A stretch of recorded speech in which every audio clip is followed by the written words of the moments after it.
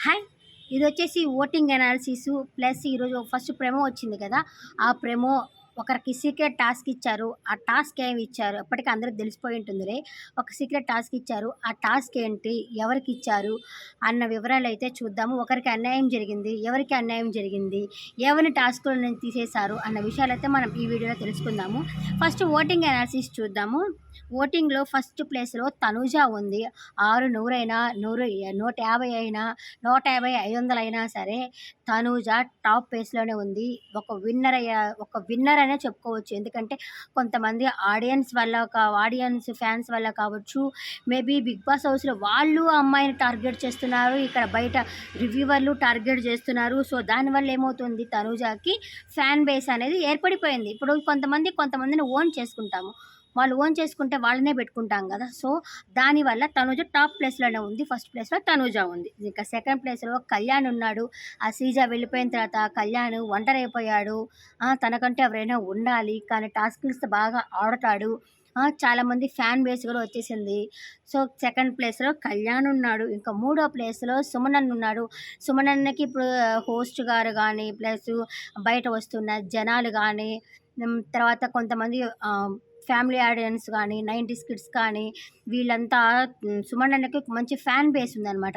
అప్పుడు కామెడీ చేసేవాడు కదా అనేసి ఫ్యాన్ బేస్ అయితే ఉంది. సో, సుమన్ అన్న మూడో ప్లేస్‌లో ఉన్నారు. ఇంకా నాలుగో ప్లేస్‌లో వచ్చేసి భరణన్న ఉన్నారు. భరణన్న కూడా ఇప్పుడు ఓటింగ్ శాతం బాగా పెరుగుతూ ఉంది. నిన్ననే కదా తండ్రికి, కూతుళ్ళకి మధ్య యుద్ధం అయితే జరిగింది. ఎవరి పాయింట్లు బాగున్నాయి, ఎవరి పాయింట్లు బాగలేదు అన్న విషయం అయితే నాకు చెప్పండి. కానీ ఈ అమ్మాయి ఎంత హెల్ప్ చేసినా తనూజ హెల్ప్ చేసినా చేయలేదంటుంది. తను కూడా ఒక మంచి కోసమే చెప్పింది. ఇంతసేపు దివ్య బాండే వెళ్ళిపోతూ ఉన్నారు కదన్నా మీరు. ఆ దివ్య బాండ్‌ని అయితే మానుకోండి. ఎప్పుడు మీరు దివ్య అని అంటుంటారు కదా! నా వల్ల అయితే మీరు పోలేదు. ఆ దివ్య వల్ల వెళ్ళిపోతారు అని చెప్పని అంటా ఉండింది కదా! సో, ఆ అమ్మాయి వల్ల కూడా తనకి మంచి జరుగుతున్నది అనిపిస్తుంది. ఆయన కూడా ఫోర్త్ ప్లేస్‌లో ఉన్నాడు. 4 ప్లేస్‌లో ఉన్నాడు. ఇంకపోతే ఆ తర్వాత సంజన ఉంది. పాపము సంజనకి ఈ మధ్య అసలు నిన్న కూడా నామినేషన్ వేసి ఊరుమంటే ఏడ్చేసింది. చిన్న పిల్ల ఏడ్చినట్టు ఏడ్చేసింది.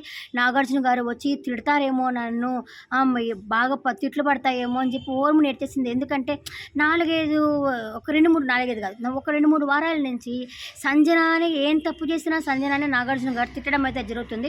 ఒక టార్గెట్ లాగా చేసి నువ్వు కూర్చుంటే తప్పు, నిల్చుంటే తప్పు, నువ్వు సుమన్ ఈ మాట అనడం తప్పు, నువ్వు వాళ్ళని అనడం తప్పు, అన్ని తప్పులు పట్టేసరికి ఆమెకి ఏం చేయాలో తెలియక తన ఆట అయితే పోయింది.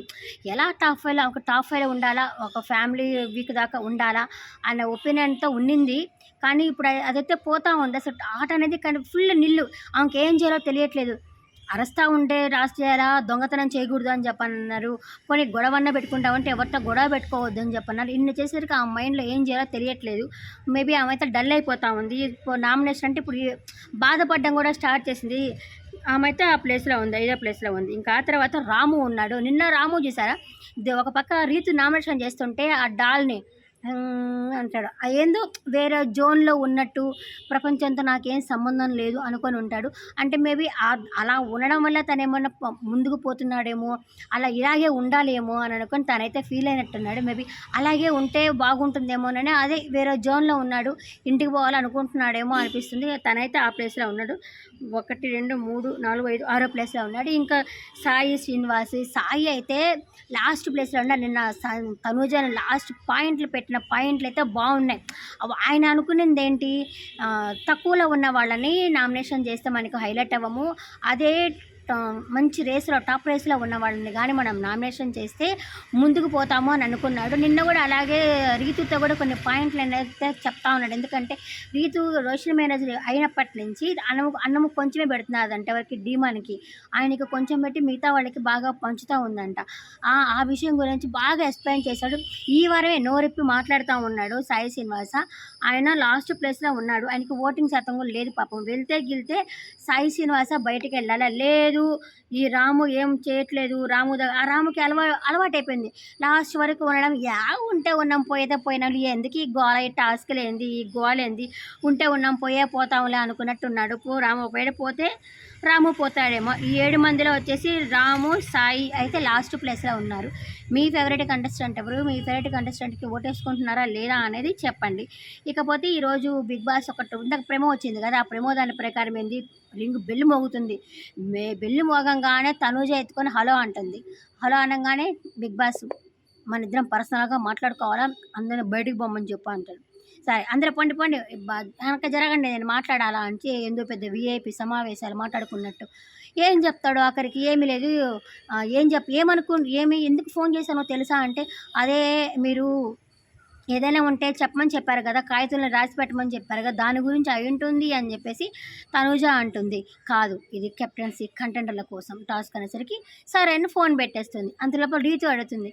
ఏందక్కడ అని అడిగితే, అదే తనూజ మాట్లాడుతుంటేనే కొంచెం ఏడుస్తున్న ఫీలింగ్ వస్తుంది కదా! అదే బిగ్ బాసు ఇంక నుంచి ఫోన్‌లోనే చెప్తారంట దాని టోన్ పాపం అంతే. తన అది ఎక్కిరించినట్టు కాదు.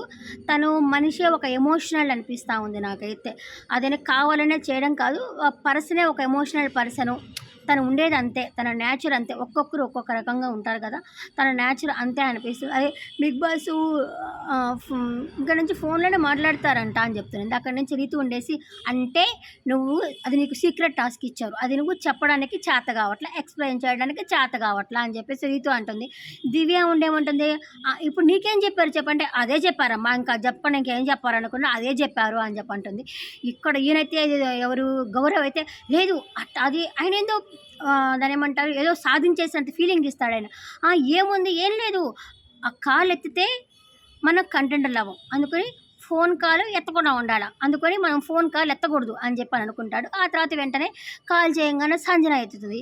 సంజన అయితే బిగ్ బాస్ మాట్లాడచ్చు కదా, మాట్లాడకుండా రీతుకి ఇవ్వ అన్నాడు. రీతు మాట్లాడితే హలో అంటే, ఇది టాస్క్ ఆల్రెడీ స్టార్ట్ అయిపోయింది, ఏమనుకుంటున్నావు తనూజ అభిప్రాయం మీద అంటే, నేను నమ్మట్లేదు బిగ్ బాస్ అంటే, గుడ్ జాబ్, దీంట్లో నమ్మకమే జీవితం, నమ్మాలా, నమ్మకపోతే ఉండదు, ఇక్కడ నమ్మి తీరాలా, ఖచ్చితంగా నమ్మాలా అన్నట్టు చెప్పినాడు. ఇకపోతే అదే నాకు తెలిసిన కొన్ని విశ్వసనీయ వర్గాల సమాచారం మేరకు ఈరోజు ఏం జరుగుతుందో టాస్క్ అనేది మనం చూస్తాము. బిగ్ బాస్ వచ్చేసి 3 టీములుగా అయితే డివైడ్ చేస్తాడంట బిగ్ బాసు. ఒక్కొక్క టీంలో మొత్తం 4 టీములు అనమాట. ఆరెంజ్ టీము, రెడ్ టీము అని 3 టీములు అయితే చేస్తాడు. చెప్తాను, ఒక్క నిమిషం టీమ్స్ రాసుకున్నాను.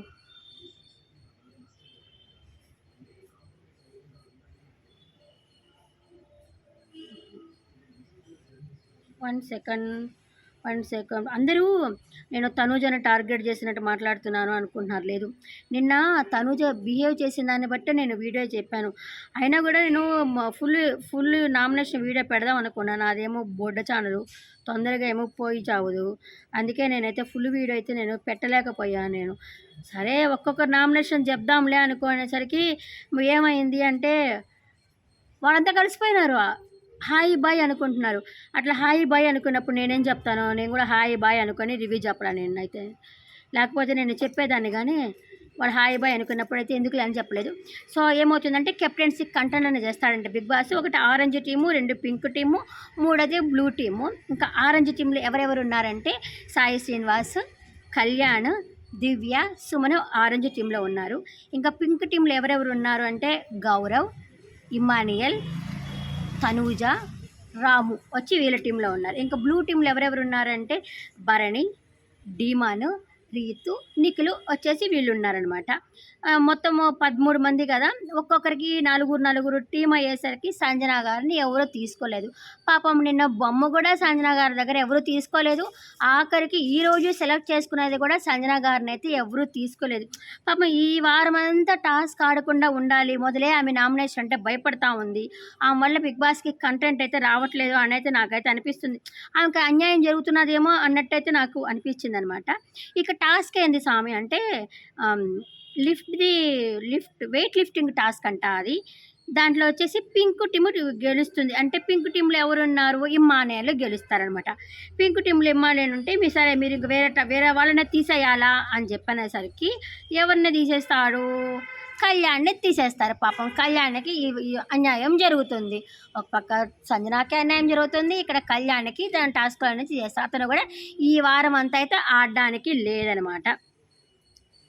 ఇకపోతే ఏమవుతుంది, సుమన్ అన్నకి ఒక సీక్రెట్ టాస్క్ ఇచ్చారు. బిగ్ బాస్ చరిత్రలోనే ఇప్పటిదాకా ఈ టాస్క్ అయితే ఎవరికి ఇవ్వలేదు. ప్రభంజనం, సుమన్ అన్న ప్రభంజనం అన్నట్టు ఈ టాస్క్ అయితే ఇవ్వలేదు. టాస్క్ ఏంది అంటే, అక్కడ ఒక 3 గ్రూపులు కూర్చొని మాట్లాడుతుంటే వాళ్ళ దగ్గరికి పోయి నువ్వు లే నేను కూర్చుంటా అని చెప్పాలంట. ఎంత పెద్ద టాస్క్ ఇచ్చాడు బిగ్ బాసు. అంత పెద్ద టాస్క్ ఎవరికైనా ఇస్తారా? అంత పెద్ద టాస్క్ ఇచ్చినారు. సరే ఇచ్చినప్పటికీ సుమన్ అన్న విన్ అవుతాడంట. సూపర్ సుమన్ అన్న. బిగ్ బాస్కి జై, సుమన్ అన్నకి జై అన్నట్టు అనిపించింది. ఎందుకులే పోనీలే అంటే సుమన్ అన్న ఎవరితో సరిగా మాట్లాడలేడు, నామినేషన్లో పాయింట్లు చెప్పలేడు, తనకి భయము. ఫస్ట్ ఆఫ్ ఆల్ లైట్గా మాట్లాడతాడు. అందరూ ఒకే విధంగా ఉండరు కదా, ఒకరు వాగుతూ ఉంటారు, ఒకరు వాగకుండా ఉంటారు, నాలాగా ఒకరు అరుస్తూ ఉంటారు, కొంతమంది అరవకుండా ఉంటారు. ఒక్కొక్కరిది ఒక్కొక్క నేచర్ కదా. సో ఆయన సైలెంట్గా ఉంటాడు కదా, సరే పోనీ ఆ గుంపులో పెట్టి లేచి నువ్వు లేయండి మేము కూర్చోవాలా అని అంటాడేమో అనేసి పెట్టినట్టున్నారు. అది దాంట్లో అయితే విన్ అవుతాడని తెలుస్తుంది. అదే జరుగుతుంది. మళ్ళీ నెక్స్ట్ ప్రోమోలో మళ్ళీ కలుస్తా. Bye bye.